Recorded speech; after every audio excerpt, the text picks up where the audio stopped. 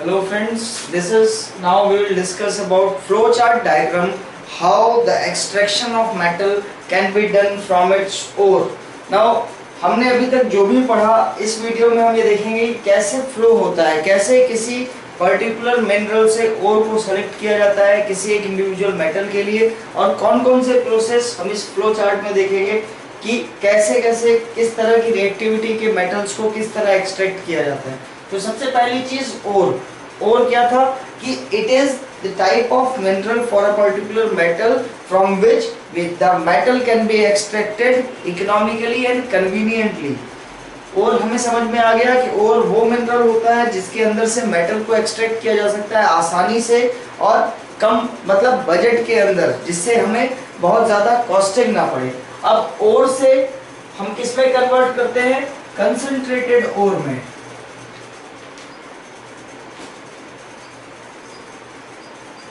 Concentrated ओर क्या होता है? जिसके अंदर हम पहले फिजिकली ओर में से चीजें निकाल लेते हैं तो इम्प्योरिटीज हमें दिखती है। कौन कौन से मेथड थे हम ये एक बार देख लें। ये सबसे पहला मेथड कौन सा था?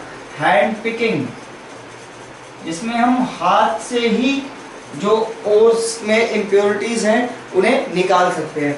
दूसरा क्या था? लेविगेशन। लेविगेशन या इसको और क्या कहते थे? इसको कहते थे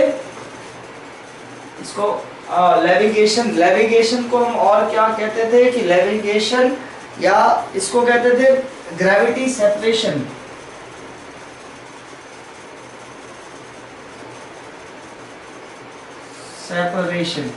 ठीक है, जिसके अंदर हम ग्रेविटेशनल सेपरेशन से हम जो ओर्स में इंप्योरिटीज है उनको हटाते थे। तीसरा प्रोसेस हम कौन सा यूज करते थे? फ्लोटेशन।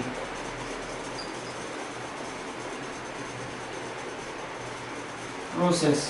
और चौथा क्या होता था? Magnetic separation.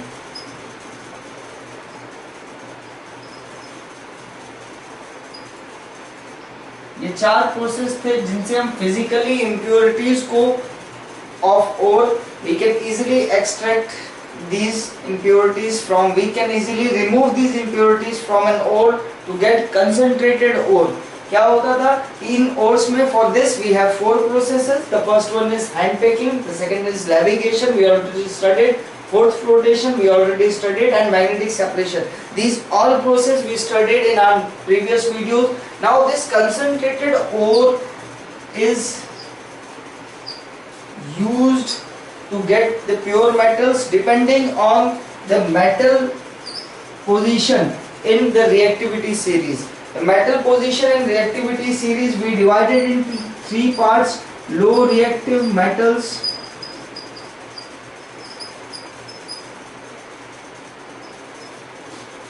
moderate reactive metals or middle order metals,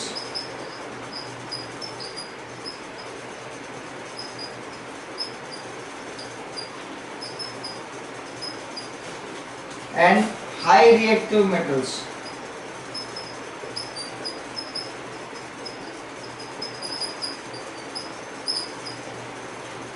हमने इनको तीन पार्ट में डिवाइड किया था। किस पे डिपेंड करता था ये कि रिएक्टिविटी सीरीज में किसी मेटल की क्या पोजीशन होगी। तो लो रिएक्टिव मेटल्स जिसमें हमने देखा सिल्वर, गोल्ड, कॉपर, ठीक ना। इन मेटल्स के लिए ये मेटल्स किस में आते थे? रिएक्टिविटी में सबसे नीचे, सबसे लीस्ट रिएक्टिव होते थे। और जब इनसे हम प्योर मेटल निकालते थे तो कौन सा प्रोसेस यूज करते थे? Roasting. It is the process of heating an ore in the excess presence of oxygen below its melting point. क्या होता था कि इसमें हम मेटल ओर को हीट करते थे किसके बिलो? उसके मेल्टिंग पॉइंट के बिलो, और किसके प्रेजेंस में? एक्सेस ऑफ ऑक्सीजन या एयर। ठीक है, इससे हम लो रिएक्टिव मेटल से प्योर मेटल निकालते थे। अब मॉडरेट रिएक्टिव मेटल्स कौन कौन से हो सकते हैं इसमें? जिंक, निकल, कोबाल्ट एटसेट्रा। ठीक ना। इन मेटल्स के लिए हम कौन कौन से प्रोसेस यूज करते थे? इसमें calcination, roasting, electrolytic refining and refining. ठीक है, इससे हम प्योर मेटल निकालते हैं। कैल्सिनेशन क्या होता था? It is heating of a metal ore in absence of oxygen below its melting point. Roasting हमने पहले पढ़ा कि it is heating of and metal ore in presence of oxygen below its melting point. Electrolytic refining में क्या होता था? Electrolysis process use करते थे by which we can get metal deposited, pure metal deposited at its cathode.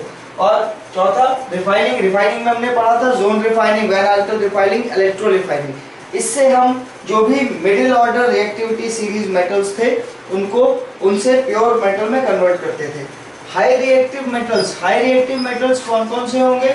जैसे sodium, potassium, magnesium, calcium etcetera. इन metals के लिए हम कौन सा